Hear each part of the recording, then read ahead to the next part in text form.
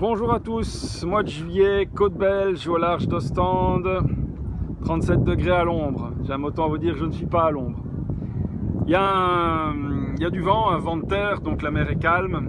Plage d'Ostende qui est là, bondée de monde. Je ne me suis pas approché trop près des bouées jaunes pour laisser les services de sauvetage avoir le plus de latitude possible. Ça ne sert à rien non plus de toute façon. Il n'y a pas beaucoup de fond à cette distance-ci. Alors pour aller nager en mer, première chose, s'assurer qu'on a le plein d'eau à bord parce qu'on va nécessairement prendre des douches. Voilà, j'ai sorti la petite douchette de cockpit ici parce que l'eau est très salée et que par un soleil pareil, si on reste avec du sel sur soi, c'est franchement désagréable. Deuxième chose évidemment aussi à préparer, l'échelle de bain. La sortir et la plonger à l'eau. Également une corde, comme ceci. Alors pourquoi je dis comme ceci? Parce que ça, c'est une corde spéciale. C'est pas qu'elle est jaune et bleue, mais c'est que c'est une corde flottante. Donc en fait, ça permet, lorsque vous êtes à l'eau, de ne pas aller emmêler vos cordes dans les embases moteurs, les hélices ou toute autre chose. Et ça vous permet beaucoup plus facilement de récupérer votre corde. Ensuite, il faut se munir d'un gilet de flottaison. C'est pas un vrai gilet de sauvetage, c'est plutôt un gilet genre jet ski qu'on met alors et qui assure un minimum de maintien. Quand on regarde comme ça aussi l'eau, on n'a vraiment pas du tout l'impression qu'il y a beaucoup de courant. Quand on regarde ici, voilà, on peut regarder ça par exemple au moment où l'eau passe le long de la coque sur la plateforme de bain arrière, on se dit voilà, il n'y a pas beaucoup de courant. Effectivement, il n'y a pas beaucoup de courant. C'est pas une journée où il y a beaucoup de courant. Donc on peut le voir ici aussi un petit peu.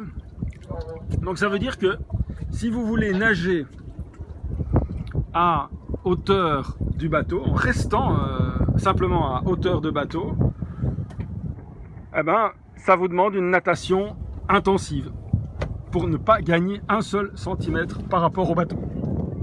Donc ce qui veut dire que sans corde, avec peu de courant, vous vous épuisez très rapidement. Sans corde, quand il n'y a pas de courant, quand il y a beaucoup de courant ou un courant fort, aucune chance de rester à proximité du bateau, vous êtes emporté. Donc il faut absolument s'attacher. Voilà, on voit ici que le vent tire un petit peu moins le bateau qui est maintenant bien à son mouillage. Il n'a pas bougé depuis les 3 heures qu'on est au mouillage ici. Voilà l'entrée de l'avant-port d'Ostende. Et donc, voilà, c'est ces 3 éléments-là. Avoir de l'eau douce, avoir une corde flottante, avoir un gilet et bien sûr avoir déployé l'échelle de bain.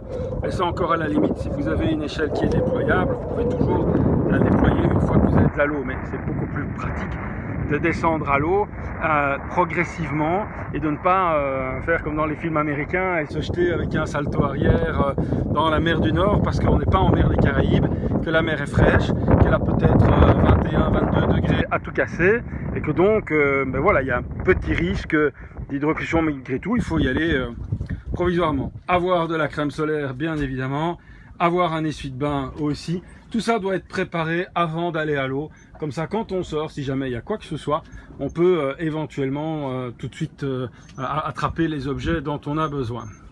Alors, ce que je fais, moi, évidemment, j'attache donc la corde au taquet qui est là. Et puis, je viens faire 2-3 tours ici, autour de ce taquet-ci avec la corde, que je vais ensuite repasser par là pour la mettre à l'eau. Pourquoi? Parce que le courant va comme ça. Et que ainsi, j'ai pas ma corde qui va directement partir par là. Et quand je vais la ramener, qui risque de venir se mettre dans les moteurs, elle va toujours être attirée vers l'extérieur du bateau par le courant.